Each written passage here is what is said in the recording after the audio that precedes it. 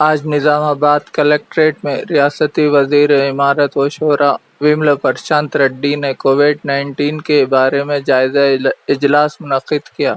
इन्होंने इस इजलास से खिताब करते हुए कहा कि ज़िले निजामाबाद तेलंगाना में कोविड-19 मुस्बत केसों में दूसरे मुकाम पर था, लेकिन आशा वर्कर्स, होम गार्ड से लेकर आला ऑफिसर तक मौजूदा सूरत हाल से वाबस्तगी के साथ काम करने से कोरोना का तकरीबन खात्मा हो गया है। ज़िले में 61 पॉजिटिव केसों में से 47 केस मुकम्मल सेहतियाब हुए हैं और इन्हें डिस्चार्ज भी कर दिया गया है, जबकि बाकी 14 को भी जल्द डिस्चार्ज कर दिया जाएगा।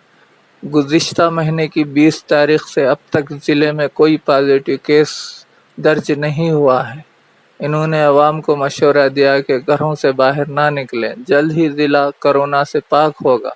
अवाम और ज़िले इंतज़ामिया के नुमाइंदों को कोरोना की रोकथाम के लिए कोई भी कोताही नहीं बरतनी चाहिए और ज़िले इंतज़ामिया के साथ ताउन करें।